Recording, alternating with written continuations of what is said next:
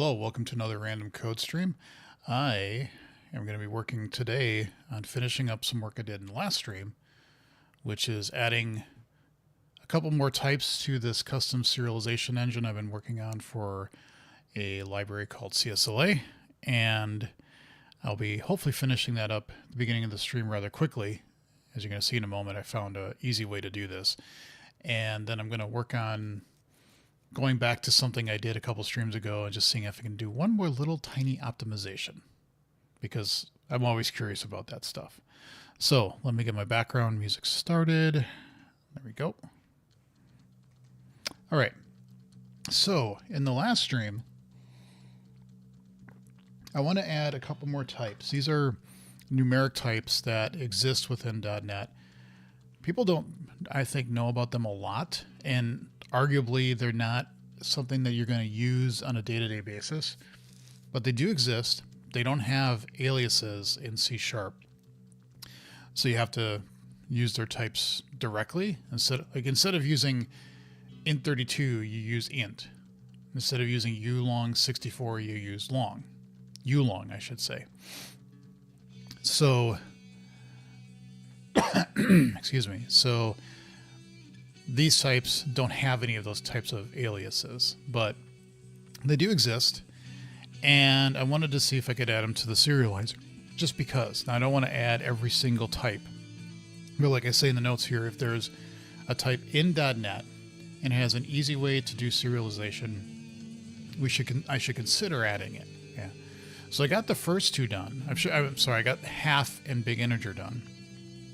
int128 and uint128 didn't seem to have an obvious way to get byte data from those values. And I went down a couple paths, didn't really work. So I decided to do some research off camera and found that there's actually a really easy way to do it. BitConverter has methods to do the conversions for you. So you can get a byte array for them, and then you just do the right to call, and it just works. This is also a reminder to people that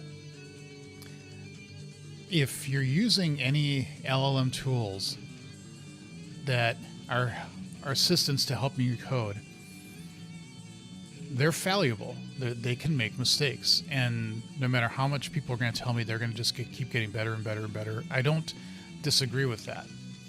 But ultimately, you're the decision maker. You have to be. And you're the one that's going to make the decision to say, is this correct or not? If you watch my last stream, when I did my searches, and this was in Copilot, this was like using Claude or anything like that, but the results I gave back were not really correct. They wouldn't have worked. And furthermore, it wasn't giving me this answer, which was the very simple way of doing it. So again, I say this, that ultimately humans have to be responsible for decision making to at least a high level degree. So you can't completely take humans out of making decisions. I'm sorry, you can't completely take humans out of making decisions. You have to have them saying, yes, this is correct or not. And that's true too. Like if Copilot kicks in and looks at a PR and makes suggestions, I would say about half the time, at most, I think the suggestion it gives is valid. And again, typically I use a lot of static analysis tools and other things so that if I'm making a PR, I don't see those types of things. But if something does sneak through, not all the time do I agree with the suggestion it's giving. So I don't think people should stop learning how to code and understanding software engineering and how things work in a computer. It's still important. So anyway, let's add the support in for int128 and uint128. So the first thing we're going to do is on a binary reader. Like if you look at a binary reader, there is no read. There's an int16 and a uint. There's a 32, but there's no 128. Okay, so what we're going to have to do is add a public byte. Whoops. read int 128, which will simply, we're going to have to, again, do the thing where we're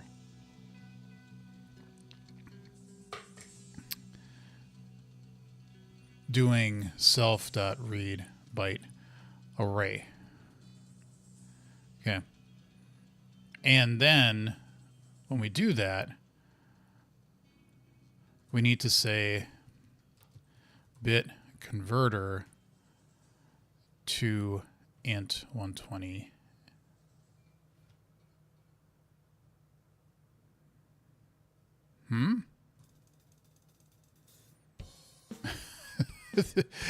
This definitely did work.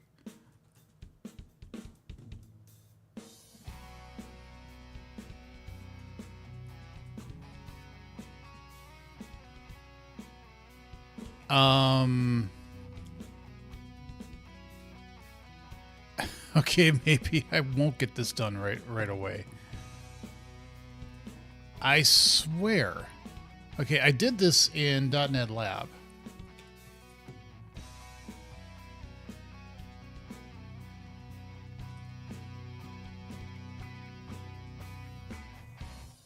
And as you see, everything resolves.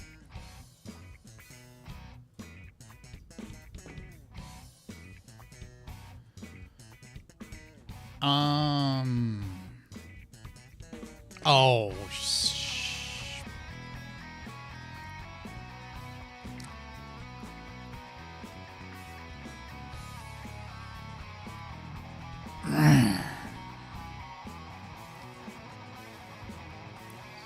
that's why. Okay, so how many times have I ever done a stream where I think, oh, this will be simple? I thought this library that we have here is targeting, it's targeting .NET Standard 2.0 because it's trying to be as generic as possible. In part because CSLA 10 is also, it targets multiple runtime versions. I believe it still targets 4.8, and I think, well, Rocky just pushed a version last night.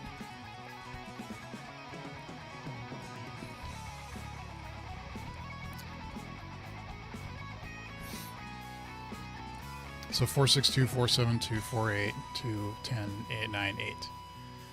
And so if I want to keep this generic,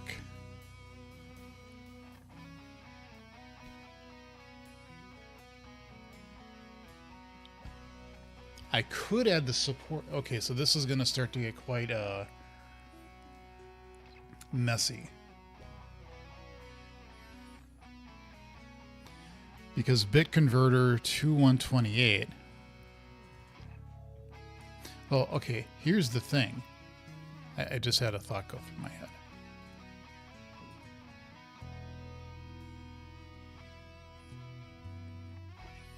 This was added for versions 9 and 10. So it's a relatively recent addition.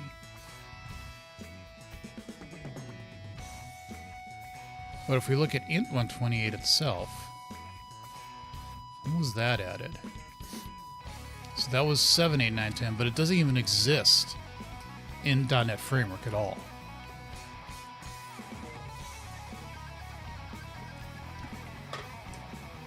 And at this point, I wouldn't even care about 7 because that's not supported anymore. So I could say this will only work if you're targeting, like, see, but I can't do that because I'd have to change this assembly to being more than, to targeting more runtimes. Although what I could say is have this target .NET 10 and be done with it. And saying, if you want to use this serializer, well, you can't use it for .NET Framework because, well, that's not true. I think you could still do source generators even if you're doing .NET Framework. But by us adding the half type in, that already is, because half I don't think was added for .NET Framework. Let's just say .NET. Wait, fine. And let's search for half. The system half struct. When was that added? So it's not .NET Framework either. And again, these versions don't matter because they're no longer supported. So I have a decision and I have a dilemma to make. Right now, the way the serialization engine works is we're not tied to a specific we're tied to a specific version of CSLA. This is using stuff that's in CSLA 10, so it is not backwards compatible from CSLA's perspective. It is, however, open to any framework that you target. Now, what's interesting is if we look at the writer, for example, how did we do a half type? Oh, because if the half type exists, I believe on the binary reader and writer there are, like if we say look at half, there's a read half. Okay, so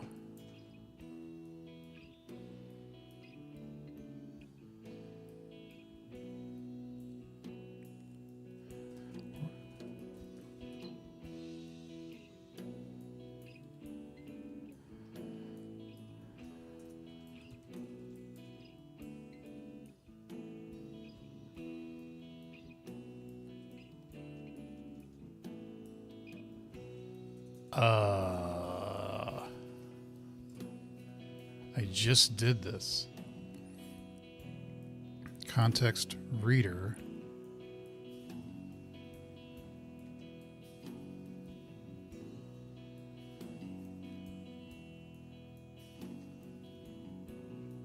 Yeah, that's not the same. I'm just saying read half.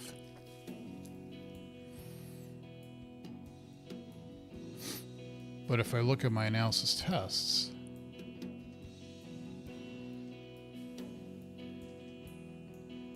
no, not these. We want the integration tests.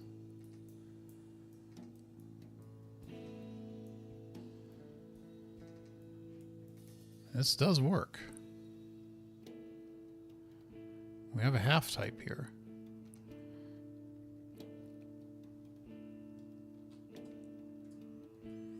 So if we look at what this is generating,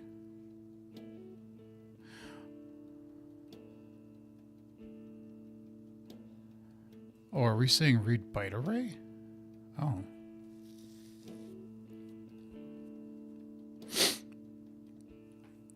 What is the write call here?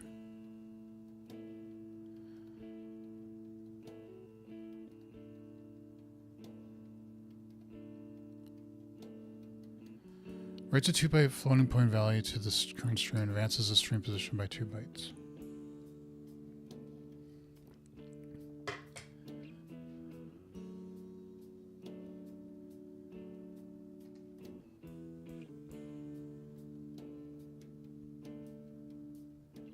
So this is on the binary reader. Okay. Oh, this is another, okay. Well, folks, I might have gone too far.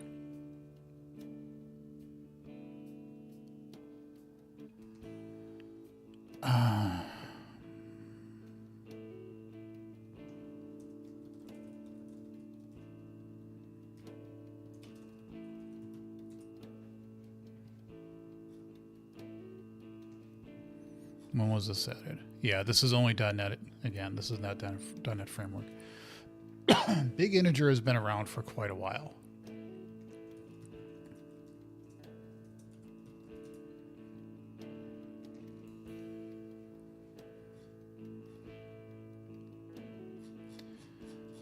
So if we go all the way down here, yeah, I mean, it's been in there since 4.0, and Rocky supports at least 4.6.2, so that's fine. So, while I think this is all good and it would work, I think the only one I'm going to support is BigInteger. And it's because half and the 128 types are not standard, like with .NET Standard. And that's unfortunate, but if I want this to have as much quote-unquote reach,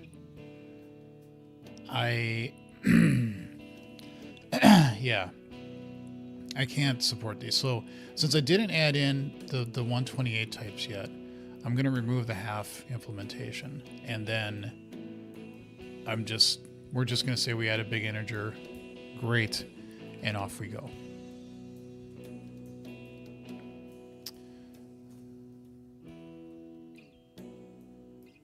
Create an analyzer.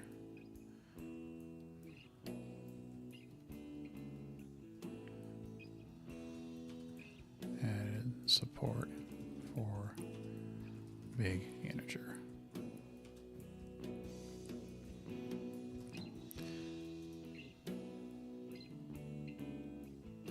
This is 34. Okay.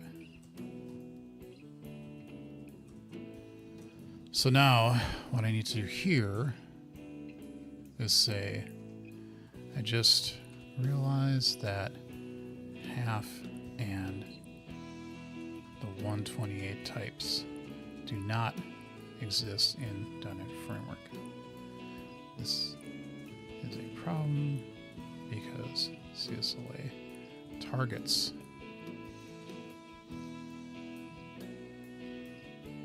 .NET Framework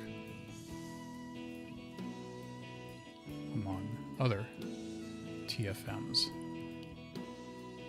And this won't work in various ways if you're targeting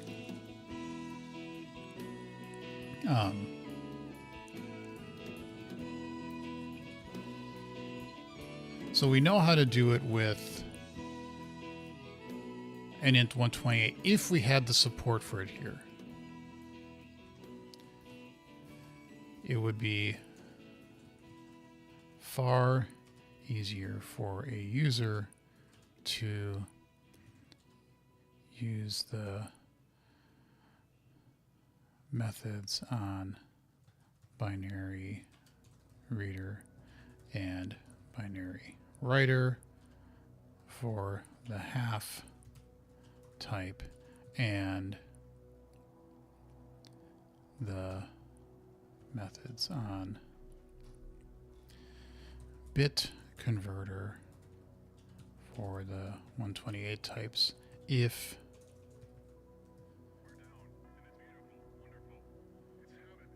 and then register a custom serialization for them if needed. Therefore, I'm only going to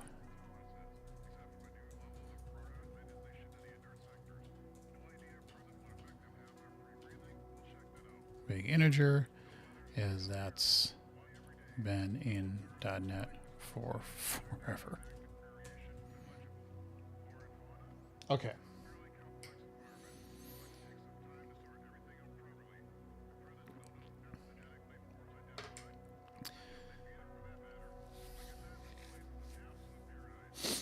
Well, actually, let me take that back.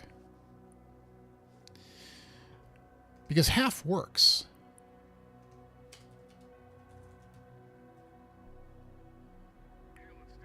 Right? Half works.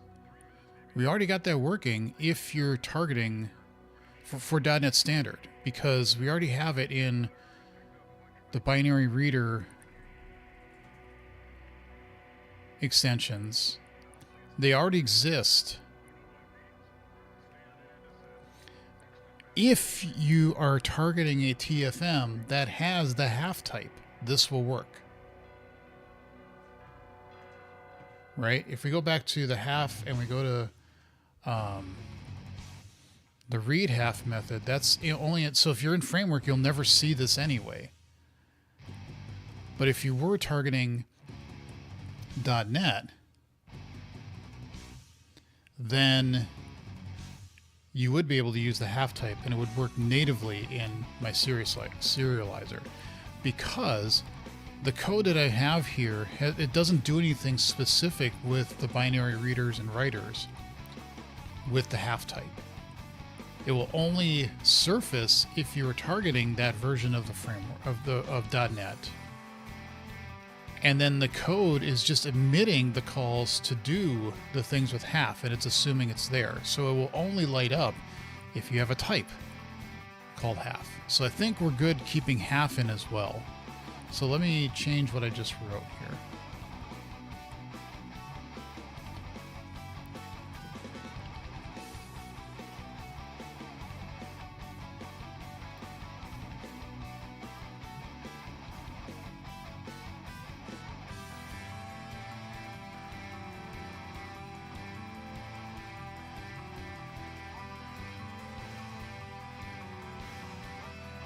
There.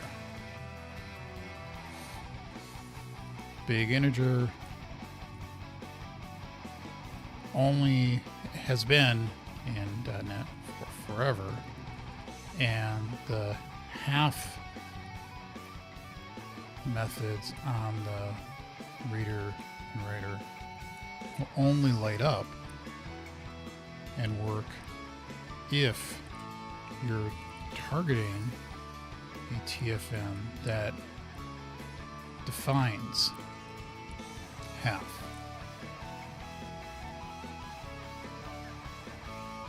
There. Probably a little bit confusing, and I'll come back to that later and go, what the hell did I actually just type? But I get it. So, okay. Just to be clear, we still have support for these types. You could arguably be sneaky and try to create your own system half type in .NET Framework.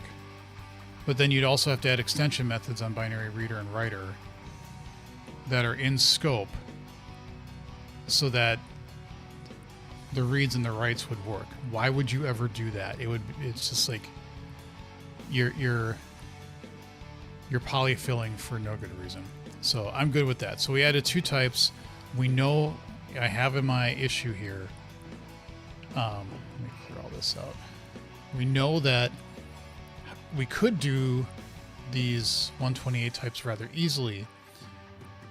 I could possibly do a whole bunch of package work to change this to have different targets, and based on your target, we'd light up methods to and expose methods to support those types.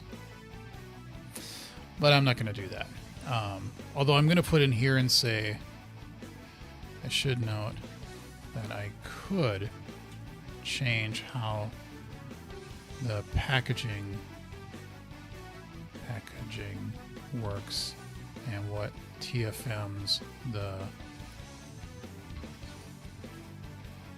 CSLA project targets, such that we could add in support of 128 types. But that's a decent amount of work that I just don't want to or need to tackle. Again, it's just simpler to use the extension or the extensibility point that I added into this source generator and the code that's created, so that you can put in support for a custom serialization. So you could easily do this with the 128 types if you really, really wanted to or needed to. So that would work. Okay. All the tests passed, right?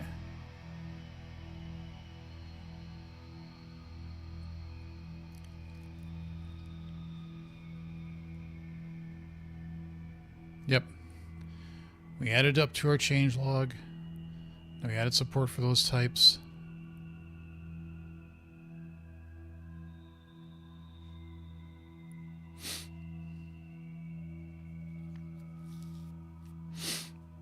This is what pins us to CSLA 10.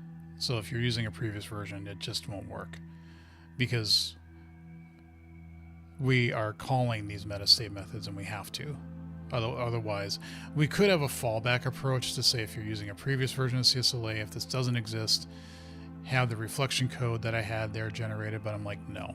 It's one of those things of how much time and effort do you want to put in for backwards compatibility? Even if I did that, it's only going to work for... oh, no, that's not true. It would work for any version of CSLA then, as long as you could run the source generator. But I don't want to do that. It's like if you have a new feature, if you just keep trying to add it backwards, there's a cost of going back into previous versions of a release and trying to get something to be supported there. So, and again, I'm just not personally interested in spending that amount of time for something like this, you know. So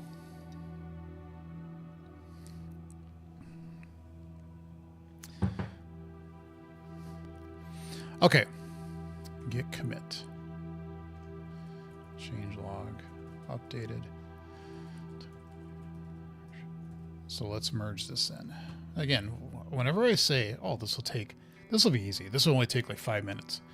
But again, nice reminder and learning about the fact of what version are you targeting in like your library or in your generated code. It can sometimes be a mind twister a little bit. So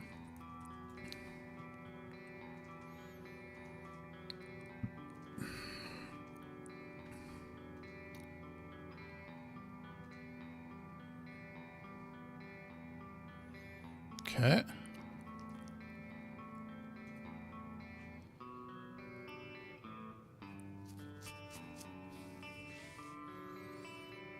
We did push that, right? I always get a little paranoid, and it's easy just to check here.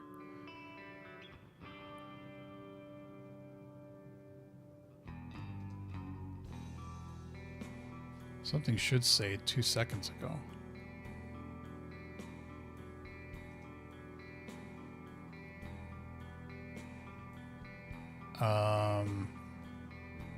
Push.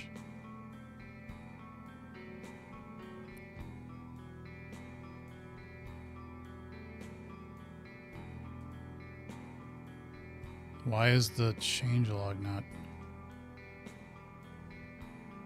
Oh, 1 minute ago. Okay. Okay.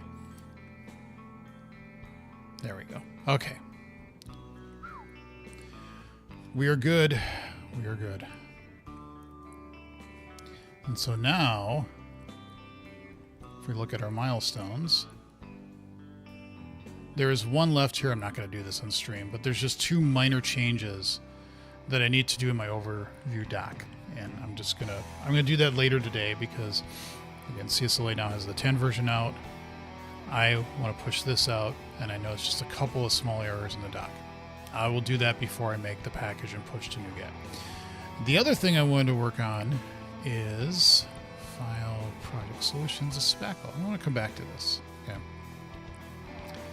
So a couple streams ago, I added this toString and spent way too much time trying to optimize this and finding out what the best path was. And I settled on this, which it is always faster than taking the big integer itself in the string and then chopping off the beginning and the end. This is always faster. For small big integers, like under, I think it was like 1200 or 500 digits. That approach is, the other approach is actually a little bit faster. But as it gets to be a very big number, there's a swing point, there's a cutoff point where the transition point where this now becomes a faster way of doing it. So let me rephrase what I just said. Back all that up. You didn't hear that. So this always consumes less memory. That's right. Always consumes less memory, no matter the size of the number. This is a tad bit slower, and we're talking like nanoseconds if the big integer is smaller. But as the big integer grows, there's a transition point where this will now start to become faster. So I'm like, it's always less memory, and if you have a big integer, you typically have big numbers. So you probably, there's no point in trying to like optimize it to say if the size of the big integer is this, then we'll use that implementation or this implementation. I think this is fine the way it is. But in the interest of science, I wanted to try one thing that was mentioned in somebody mentioning it. Let's see if I can find it.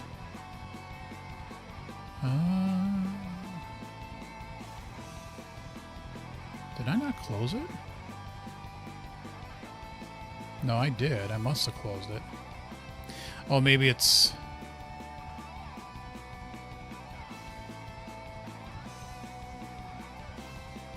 Yeah, here. Because I had opened it like four or 5 years ago. So, but here's the thing. Somebody had mentioned, and I'm not sure about doing array pool and renting it. That I'm not quite sure about. But what I do want to try is this string create. Because this seems like potentially a way to say, I want to create a string in a kind of optimized way.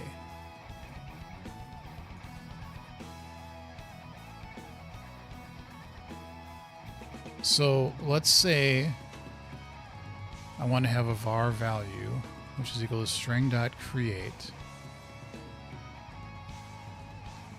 Yeah, this tool needs to have some updates on it. Because it's a little...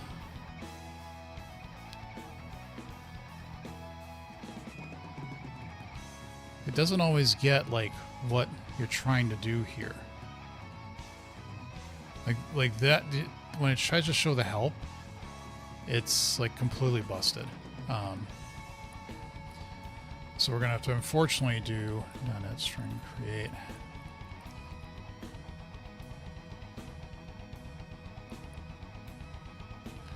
A high performance way to create strings with minimal memory overhead.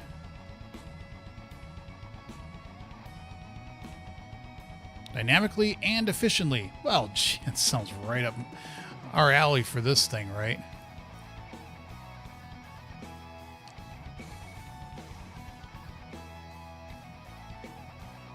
And of course, trying to read their documentation here is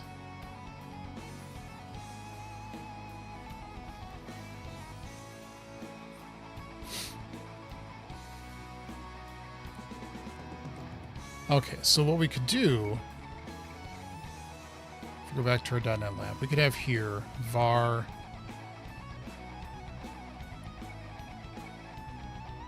format value. We get a value here is equal to big integer dot parse. And then we just put in a bunch of numbers. Okay. Now here what we're going to say is we want to just get, and for illustrative points here, I'm only going to do the first 4 numbers of the string. Okay. So what I want to do here is create a string that is going to be 4 characters in length. Okay. My state, let's get this out of the way.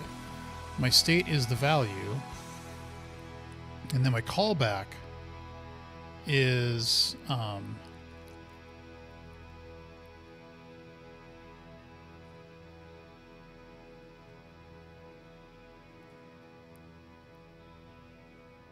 maybe I should have kept that up.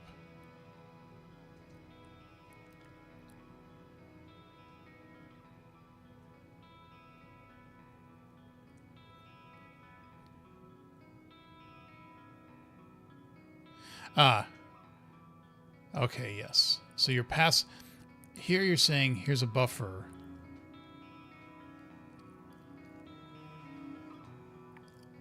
And this is an action. Let me shoot. .NET Lab string. Let me actually see this. Oh, so you're passing in the vowels here, and then the state here. The state is okay. Okay, so we're getting a span. Span state. And we can actually make this a static, because that way we can guarantee. The static here is a little weird. I've always found this to be a little weird usage of the static, even though the C# development team could tell me easily why I should understand this, because it's very easy. But it feels weird here. People do get tripped up by this. And what this is only saying is that there is no capture. So you can think of it as just saying no capture, which would be a new keyword and blah, blah, blah. But the static is just saying here on the Lambda that it's not going to do a closure. It's not going to capture state from outside variables. You have to pass them in. And so there's a very slight optimization that can be done here if you do that. Okay. So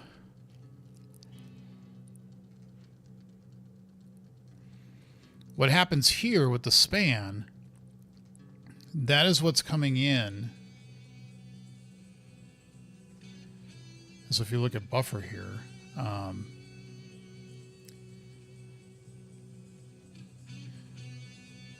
yeah, so we're passing what we tried to format with the BigInteger. I'm not going to do that in my example here. I'm just passing the BigInteger in here. And so I'm saying you need to give me a span that's 4 characters long, because what I'm going to put in the span is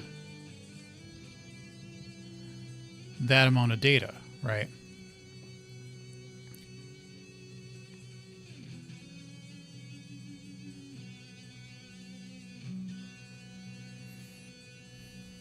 And so I can say, again, this is not correct, but what I want to do is I want to say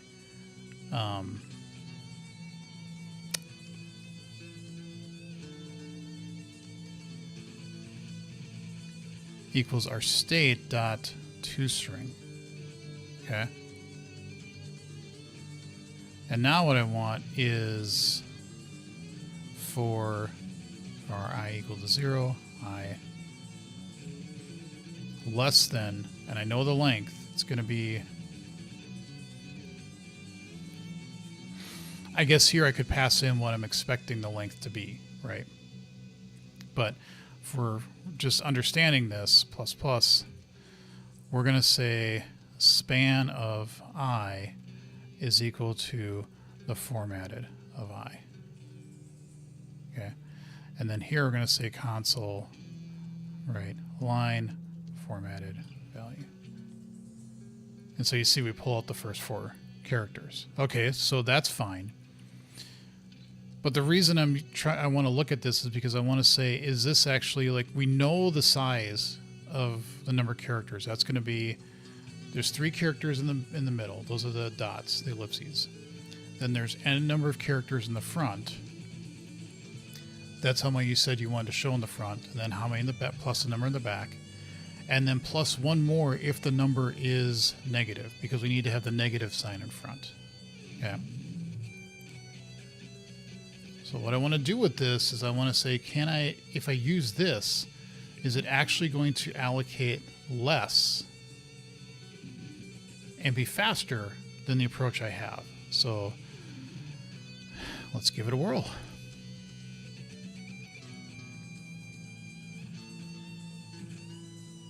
So we're going to do our public static string toString. Okay. And now that I think about it, I should be fair, because I was actually giving the other implementations a slight advantage because I wasn't putting in these preconditional checks, even though they're really small. I should leave them in here just to be honest and have them doing the same thing. Okay. So we still need to figure out the positive self. Okay. And we still need to figure out how many digits. And then here we're saying if the number of digits is actually less than left or right digit count, we simply return the string and we don't do any work. Well, we don't do any custom work because there's no point in doing so. Okay. Except here, now we're going to be doing something a little bit different. What we need to say here is var size is going to be equal to the left digit count plus the right digit count plus 3 plus if self sign is equal to -1, I believe. 1, then we do 1 s0. Okay. Yeah. So only if it's negative do we add another thing to the size. So that tells us the 3 is the size of the ellipses.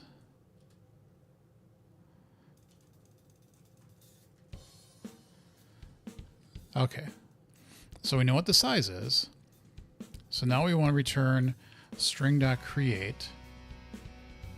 Knowing that our size is this, our state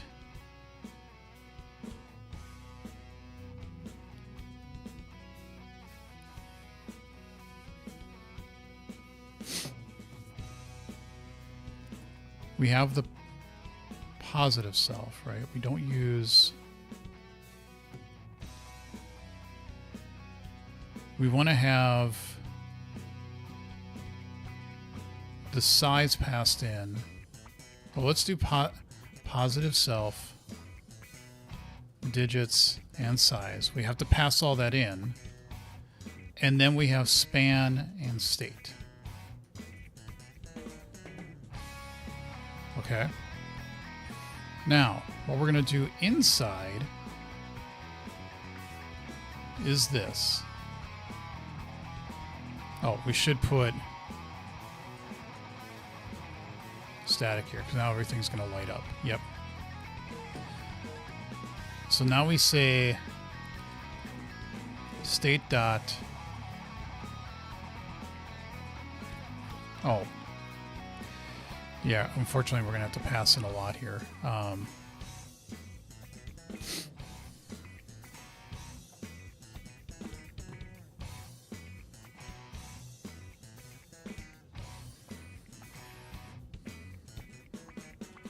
Left digit count, right. So this is state dot.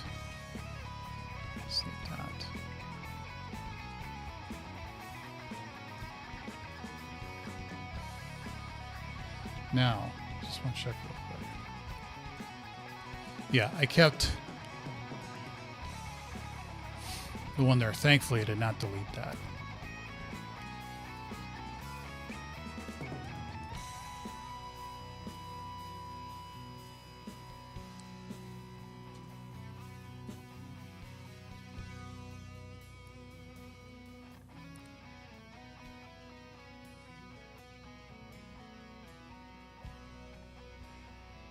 We don't want to fill it.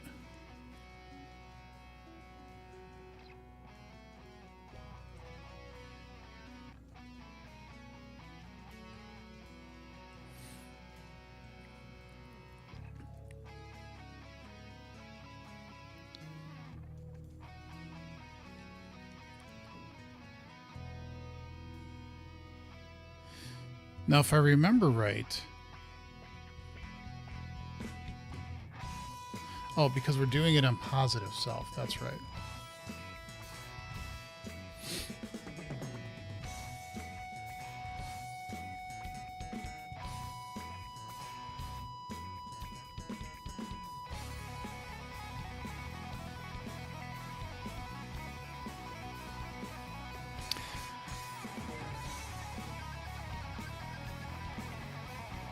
So we do have to do a little bit more handling here in terms of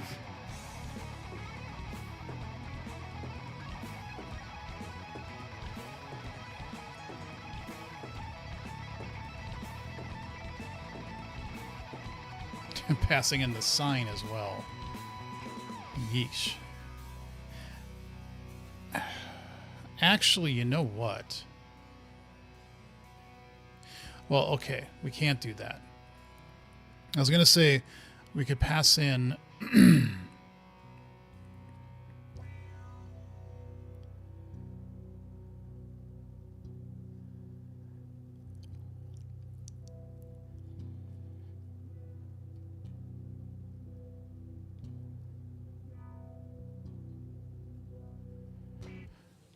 we could pass in the size here and then let this, because that's the desired size, and then do all this work inside of this, because then we won't have to pass so much around. Because if the digits is less than what we think of as the left digit count and the right digit count, then we could just return it. What happens if we don't do any of this? We just say span of 0 is equal to like 7, or actually a char. They'd all be null. So that's not what we want,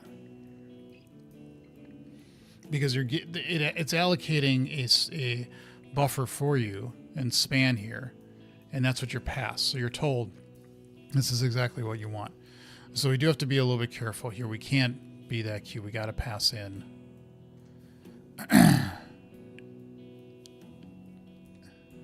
is the number is negative.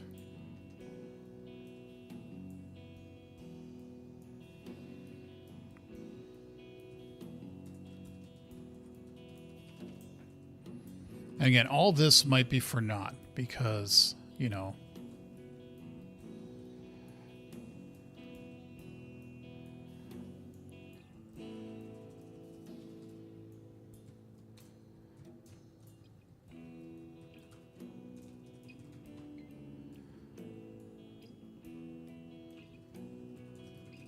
okay. So now we also have to pass in as negative. Now, if state is negative, span of 0 is going to be equal to a minus character.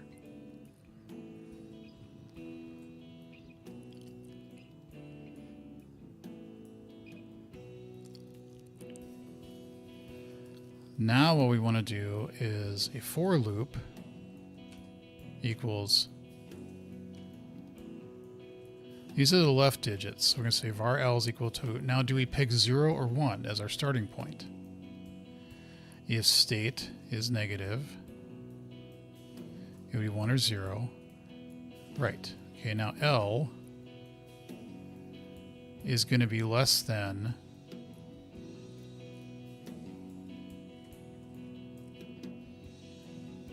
if it's negative, again, we got to push.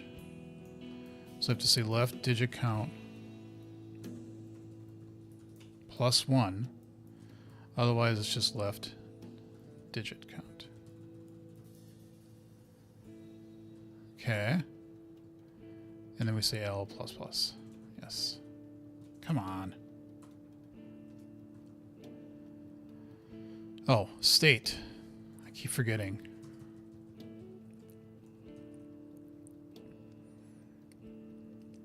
Span of L is going to be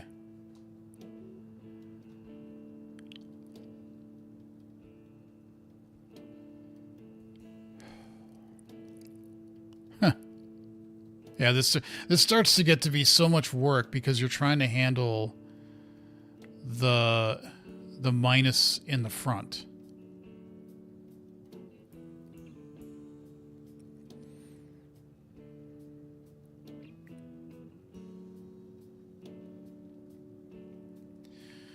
What would actually be easier, I think, in this case, is if...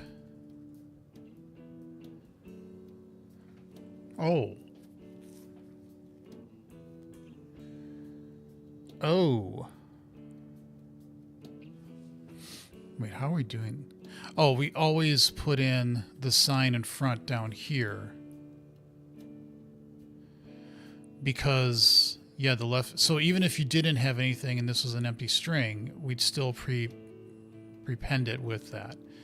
What might be easier here is saying if the left digit count is greater than 0, then if we put the negative sign on this right away,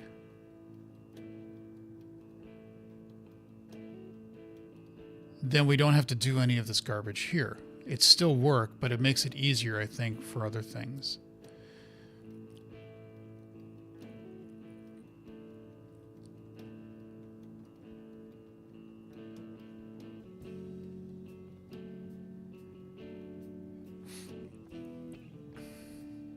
I'm starting to wonder if this is even worth it.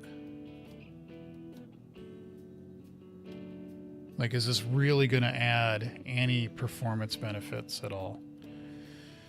I'm getting lazy. is really what it's coming down to. We can do an interpolated string here. Okay, and we can say state is negative.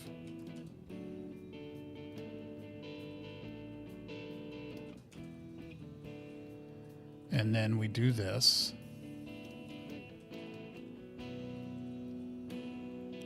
Else. Oh, sorry. We got to put that in parentheses, and then we've got to do this.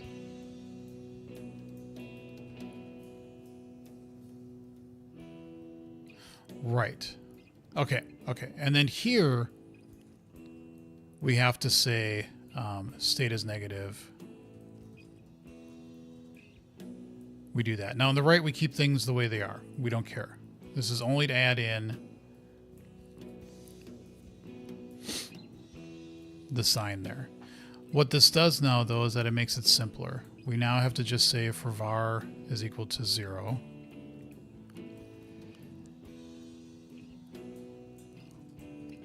State is the left digit count. L++. That makes it far simpler. Because we're just going to actually we're going to say left format length.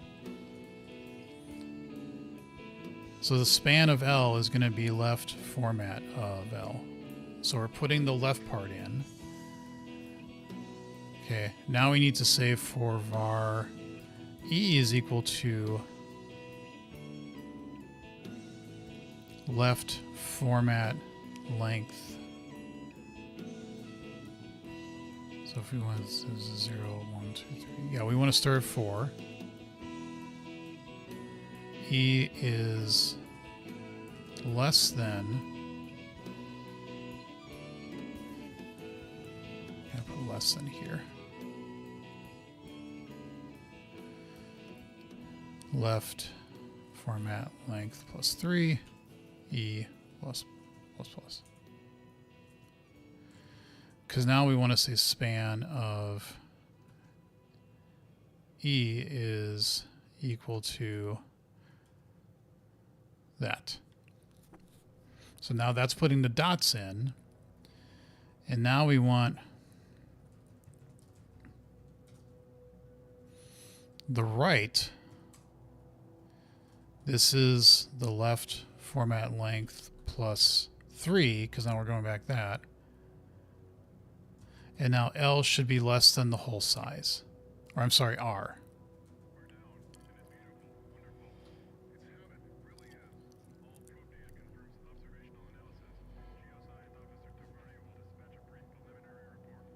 State.size.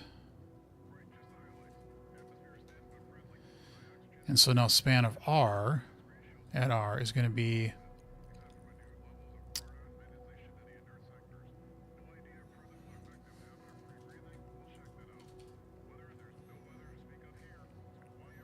the right format, our index plus plus. And that's all you do. And it's just that simple.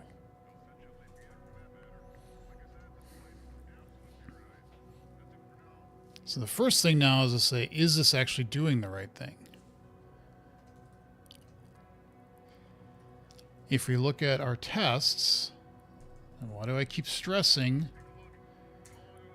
to everybody that watches these videos is, do you write tests? Because if you don't,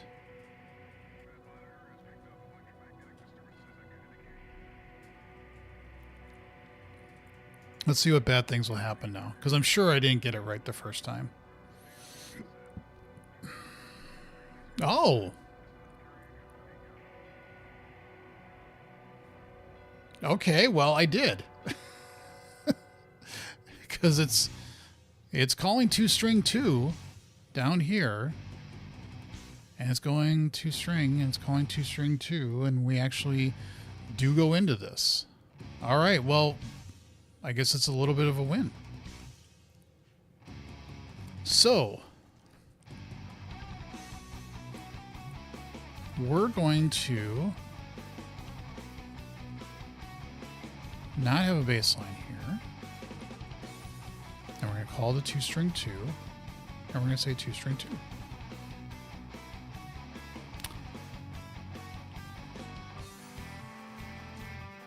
We are in release. We need to make sure that's the startup project. And then we go run this. So give me a couple of minutes. And then we'll see if one's better than the other. Or if there really is no difference. Again, and I'm trying not to look at the numbers now. I don't want to have any bias towards what I'm seeing as the numbers go flying by. So we're just going to wait for this to be done. It knows it needs to do 20 tests. It says thinks there's going to be about 5 minutes left to run. And that estimation will get better as more tests run. So yeah, we'll just wait and see what comes up, and then go on from there. And then after this, it's like, I don't want to keep trying to optimize this because it's pretty silly at this point. Though, this is something I got out of watching, or not watching, but reading.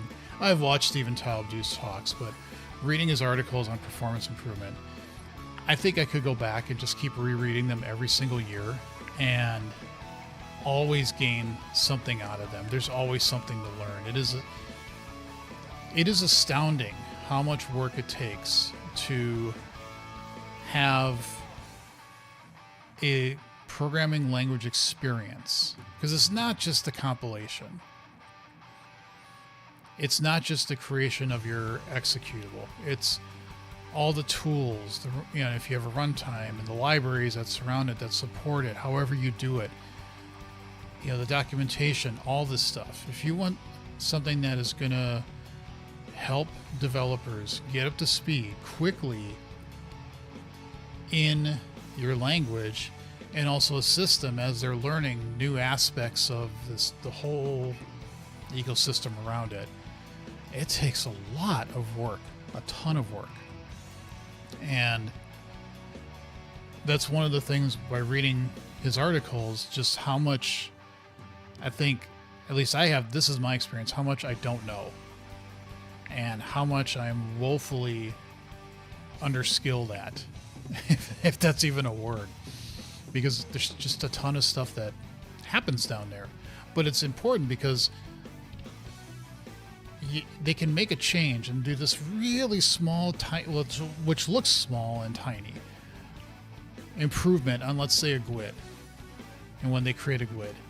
So it might go from and I don't know of the exact numbers. It's just making this up as a hypothetical. But you go from 10, or let's say 20 nanoseconds to create a GUID, down to 15 nanoseconds. And that's consistent. That's not like noise. That's a consistent improvement. How many times do you create a GUID? It depends. I mean, you might have a code base that never creates GUIDs, never calls GUID.NewGUID. But maybe you do. And every single time you call it now, you get that it's a 25% performance improvement. But again, it's only at the nanosecond range. But if that was happening lots and lots of times in your code and in hotspots, that can start to be a difference that you might actually even notice in your code base. So even these small, tiny little paper cuts at times can have significant improvements. Even if you think you're not directly using something, it might be used in a call path that you're doing. And so having all of this stuff being improved, I think inevitably it helps out your code base and to run a little bit quicker. So it's really nice to see the huge investment that the .NET team has made in performance. And I think it's rather silly for people to, in 2026, to come after .NET and say it's slow. I don't believe that. Are there other languages that maybe are a little closer to the metal, so to speak, and may do some things a little faster? Yes, maybe there are some things in the C# language that people don't like and it's a little inconsistent, which I will admit. I look at the new extension feature and the fact that it's not extension everything yet. It sets the ground to do that, but they didn't do everything. Like there's no extension indexers yet, no extension constructors, no extension events, but it's because those are looked as maybe the smaller things. They wanted to have a feature that wouldn't constrain them out of painting them into a corner to not do those, but to add them in if there's enough people to say, hey, we do want these cases built in. And then they could start to look at doing that. Now you could say, well, that's not complete. That's not extension everything. But I think they've been pretty careful to say, well, this gives you more extension capabilities because you can do properties, you can do static properties and methods now, but it's not necessarily extension everything. It depends on what the investment is, because unions are coming now in C# 15. I think it's not 100% guarantee, but it's definitely getting all the work, and so I think we'll see it in C# 15. And so that's probably a big focus of the team right now, is to actually get that in play. All right, 2 remaining, and then I'm probably going to have to re-sort things so that they show up correctly. And this is always the fun part about doing these kinds of tests is, what do you see? What are the differences, if any, And I should have been doing this in a branch, but that's okay, because I love that in GitHub or the tooling now in Visual Studio. I don't remember when they added this, but that if you are making changes to main and then you're like, oh, whoops, I should have been making a branch. You can make a branch and then we'll say, hey, should I carry those changes over into the branch? Yes, please, because I was stupid. So, all right. Again, not trying to get a bias here. I'm just going to grab some numbers. Okay. And then we're going to come here. We're going to put that in there. And then we need this to be first. And then this to be second. It's 10, 11. Then we need 20 and 21.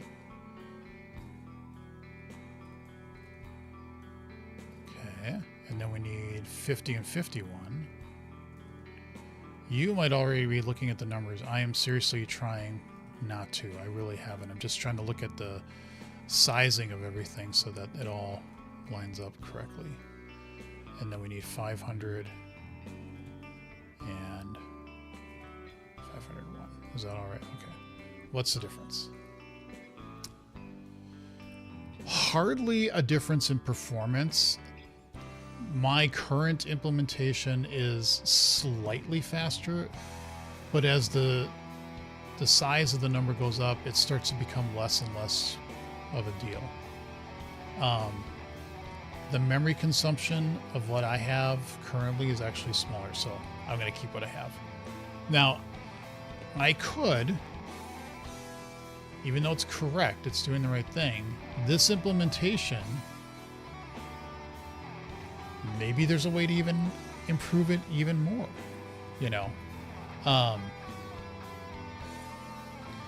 But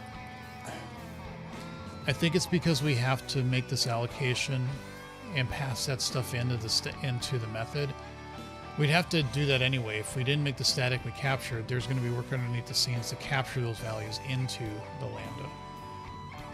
And so I think that's why we're seeing a little bit more memory allocation. Not a lot, but a little bit more with this approach. So yeah, going to stick with what I have, which is fine. I just wanted to see. So now if I say git commit, and I can just go yoink, and that never existed. I'm good. I'm good with that. I don't need. I have something that I think is done more than enough work. If somebody comes by and ever gives me a PR that says, "Hey, I think I could do this even a little bit faster," and we'll show and do the proof of, I have proof in terms, not like mathematical proof, but proof in terms of the benchmark test, and show me, yes, it is faster, then I would definitely consider it and maybe accept it. But the way this works right now, it is good enough for what I need. So I can move on from here. All right, so I think that's where I'm going to end this stream. And don't know what I'm going to do next stream. I am going to push off camera. I am going to push the changes to the overview doc for the serializer, and then I'm going to push the final version of the package out there today sometime, probably right after I end stream.